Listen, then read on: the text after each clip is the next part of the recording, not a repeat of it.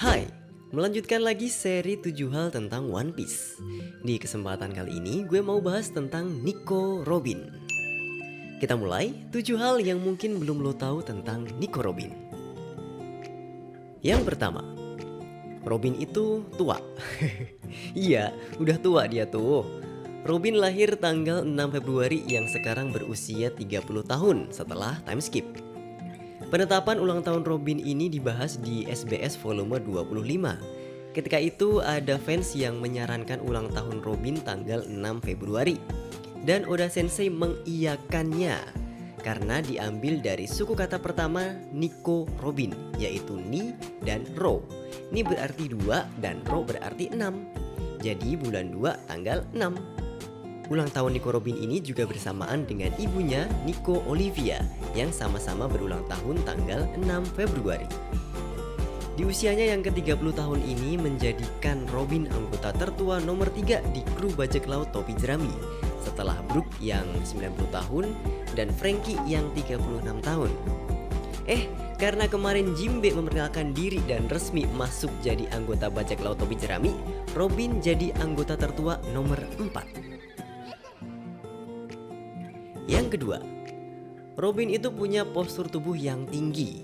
Tinggi Robin itu 188 cm yang menjadikan dia anggota tertinggi ketiga di bajak laut topi jerami setelah Brook dan juga Frankie lagi. Kalau ada Jinbe dia jadi yang keempat lagi nih. Jinbe itu 301 cm, Brook 266 cm sebelum time skip dan 277 cm setelah time skip. Frankie 225 sebelum time skip dan 240 cm setelah time skip. Robin memiliki bentuk mata yang cukup besar. Di anime warna matanya Robin itu biru. Tapi di manga ada gambar yang versi warnanya mata Robin ini berwarna coklat. Di 3 game keluaran Nintendo yaitu One Piece Unlimited Adventure, One Piece Unlimited Cruise, dan One Piece Giant Battle, mata Robin didesain dengan mata coklat. Terus di One Piece Movie Strong World, warna bola mata Robin juga coklat. Jadi kira-kira cocok yang mana nih? Biru atau coklat? Yang ketiga, kita tahu kalau Robin ini udah jadi buronan pemerintah dari kecil yang dianggap sebagai Devil Child. Karena udah jadi buronan, jelas dia punya poster buronan juga. Nico Robin ini punya harga buronan awal yang paling tinggi dan paling muda di antara semua anggota bajak laut topi jerami.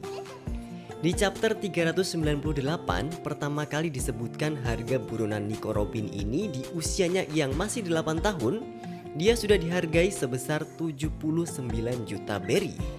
Luffy aja yang pertama kali dapat harga buronan cuman 30 juta berry, itu pun di usianya yang ke-17 tahun. Yang keempat, Nico Robin ini adalah anggota bajak laut topi jerami yang enggak diundang. Iya, enggak diundang. Pertama kali kita diperkenalkan tokoh Nico Robin ini di chapter 114. Dia adalah tokoh antagonis anggota Baroque Works bernama Miss All Sunday dengan jabatan Vice President, wakilnya si Crocodile. Terus pas habis arc Alabasta yang sebenarnya pengen diajak gabung kan Vivi tuh, ya kan? Tapi Nico Robin ini tiba-tiba aja nongkrong di kapalnya Luffy. Dan Luffy yang sebagai kapten juga nyantai-nyantai aja. Waktu di arc Enies Lobby pun juga gitu. Luffy cuma bilang ke Robin kalau Luffy pengen dengar kata-kata dari Robin kalau dia pengen hidup. Dan momen epik yang bisa dianggap jadi momen perekrutan resmi Robin ini, ketika itu juga Robin teriak pengen hidup, udah gitu doang. Jadi secara ajakan Robin ini bener-bener gak diundang. Yang kelima, waktu pertama kali numpang di kapal bajak laut topi jerami, Robin ini jarang sekali memanggil para kru topi jerami dengan nama mereka masing-masing. Dia memanggil para kru dengan jabatan mereka di kapal, seperti Nona Navigator atau Kokaishi-san untuk manggil Nami, terus Tuan Pendekar Pedang atau Kenshi-san untuk Zoro, Tuan Hidung Panjang atau Nagahana-kun untuk Usopp, dan yang lain-lain. Sebenarnya dia pernah memanggil Luffy dengan namanya waktu itu dia masih jadi Miss All Sunday. Tapi ketika dia udah di kapal bajak laut topi jerami, dia manggil Luffy dengan sebutan Tuan Kapten atau Sencho-san. Setelah arc Enies Lobby, kedekatan Robin dengan para kru mulai terbentuk dan dia mulai memanggil para anggota bajak laut topi jerami dengan nama mereka masing-masing. Yang keenam, buah iblis yang dimiliki Robin adalah Hana-Hana no Mi tipe Paramecia, yang memberikan kemampuan untuk memproduksi seluruh bagian tubuhnya di berbagai tempat. Masih belum ada batasan pasti jumlah bagian tubuh yang bisa diproduksi Robin. Dulu Oda Sensei pernah mengatakan kalau Robin bisa memproduksi sejauh 200 hana-hana, yang banyak diinterpretasikan oleh fans yaitu 200 bagian tubuh, yang ternyata itu nggak benar. Sampai sekarang kemampuan memproduksi bagian tubuhnya Robin ini semakin berkembang. Di arc Dressrosa dia bisa menciptakan bentuk macam kayak gini nih, yang setidaknya membutuhkan ribuan bagian tubuh. Robin juga bisa menciptakan bagian tubuhnya versi jumbo atau versi besarnya ya, yang pertama kali kita lihat di arc Fishman Island. Bahkan waktu di arc Wano, Robin ini bisa semacam Kage Bunshin coy. Di SBS volume 47, Oda Sensei mengatakan kalau semua bagian tubuh Robin yang dia ciptakan ini bisa merasakan segala sesuatu yang dia sentuh. Seperti waktu itu juga, waktu Franky dipaksa join ke kru topi jerami. Ya benar, waktu itu. Dan kalau lo bertanya apakah bagian tubuh yang lain bisa dia munculkan ke tempat lain, yang selama ini kita tahu dia cuma memunculkan tangan, kaki gitu kan. Tapi kalau yang lain bisa nggak? Jawabannya iya. Oda Sensei mengiyakan di SBS volume 45. Oke, dan sekarang lo bisa tidur dengan tenang bro.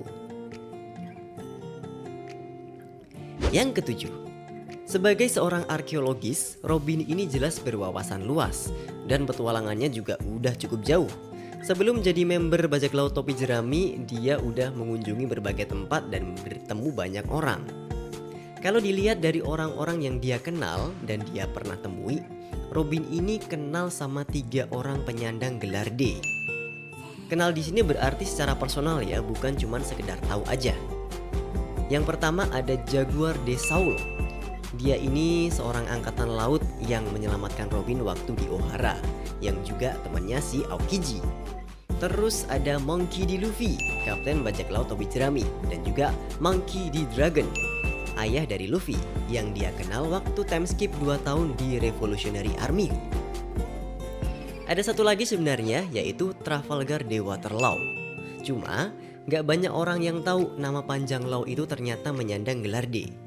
Di poster buronannya pun juga cuma tertulis Trafalgar Law. Udah gitu doang.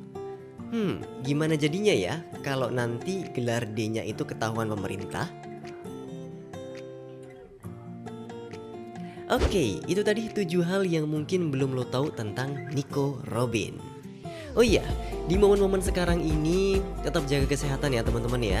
Jangan keluar rumah dulu kalau nggak terlalu penting. Dan juga pakai masker kalau memang kudu keluar rumah. Jaga kebersihan, sering-sering cuci tangan. Tetap tenang dan saling membantu. Buat yang work from home, semangat juga coy. Terima kasih yang udah nonton videonya sampai sini. Subscribe dulu lah ya. Tungguin aja video 7 hal tentang One Piece yang selanjutnya. Sekarang gue pamit dulu. Thank you and see ya.